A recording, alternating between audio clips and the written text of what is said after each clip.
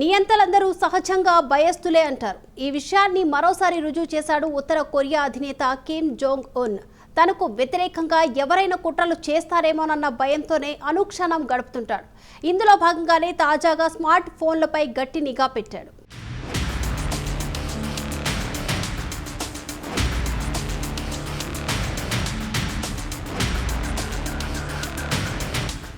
ఉత్తర Korea అధినేత Kim ఎప్పుడూ భయం నీడన బతుకుతుంటాడు. ఎవరిని ఒక పట్టాన నమ్మడు. ఎవరు తన ప్రాణాలకు ఎసరు పెడతారో, ఎవరు తనకు వ్యతిరేకంగా కుట్రలు చేస్తుంటారో అని భయపడుతుంటాడు. ఈ నేపథ్యంలో తాజాగా ఉత్తర కొరియాలోని స్మార్ట్ ఫోన్లపై గట్టి నిఘా పెట్టాడు కిమ్ జోంగ్ ఉన్. సామాన్య ప్రజలు ఉపయోగించే మామూలు మాటలు, పదాలు కూడా ఆటో కరెక్ట్ అవుతున్నాయి. అంటే బయట ప్రపంచంలో జరిగే విషయాలు ఉత్తర కొరియా వాసులకు తెలియకుండా స్మార్ట్ ఫోన్లపై కిమ్ సర్కార్ నియంత్రణ పెట్టిందన్నమాట. తాజాగా ఈ విషయం వెలుగులోకి వచ్చింది.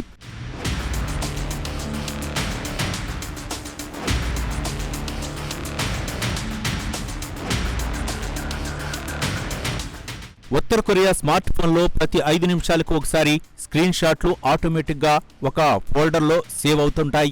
అయితే సదరు ఫోల్డర్ను తెరిచే అవకాశం ఉత్తర కొరియా వినియోగదారులకు ఉండదు.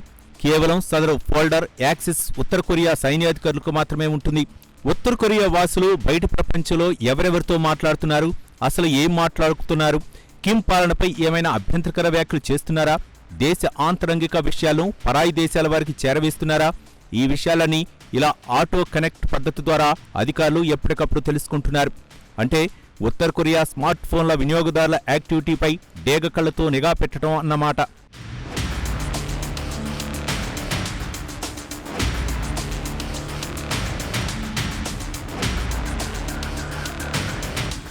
ఇక ఉత్తర కొరియా రేడియో అయితే పూర్తిగా ప్రభుత్వానికి బాకాగానే ఉంటుంది.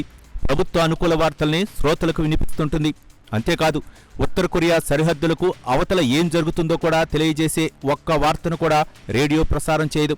అయితే సదరు అనుకూల ప్రచారాన్ని ఎవరైనా ట్యాంపర్ చేస్తారేమోనన్న భయం కూడా కిమ్కు ఉంటుంది. దీంతో ఎవరూ ట్యాంపర్ చేయకుండా ప్రత్యేకంగా తయారు చేసిన సీల్ కూడా వేస్తారు.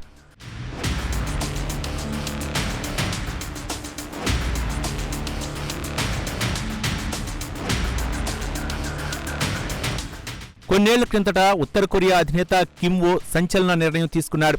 ఇంగ్లీష్ సినిమాలకు సంబంధించి కిమ్ ఈ నిర్ణయం తీసుకున్నాడు. ఏకంగా ఇంగ్లీష్ సినిమాలను ఉత్తర కొరియాలో నిషేధించాడు.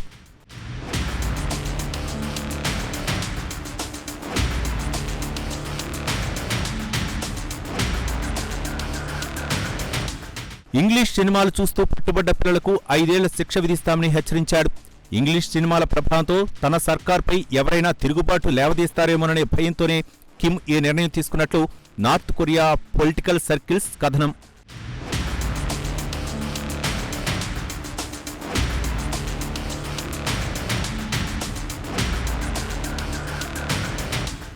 దేశానికి అధ్యక్షుడైన కిమ్ సహజంగా ఎవరితోనూ కలవరు.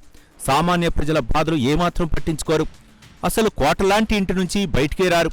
కోట దాటి బయటకు వచ్చిన సైనికాధికారులతో భేటీ కావటానికే వస్తుంటారు.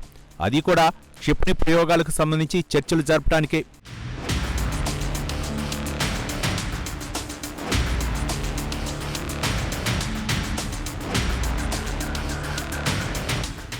ఉత్తర కొరియా అనగానే అందరికీ క్షిపణులు గుర్తుకు వస్తాయి. అయితే ఇప్పుడు పరిస్థితులు మారాయి. ఉత్తర కొరియా అంటే ఆకలి కేకలు గుర్తుకు వస్తున్నాయి. నార్త్ కొరియాలు ప్రస్తుతం తీవ్ర ఇబ్బందుల్లో ఉన్నారు. ఉత్తర కొరియాలో కరువు పరిస్థితులు నెలకొన్నాయి. నార్త్ కొరియాలో చాలా రోజులుగా ఈ పరిస్థితులు నెలకొన్నాయి.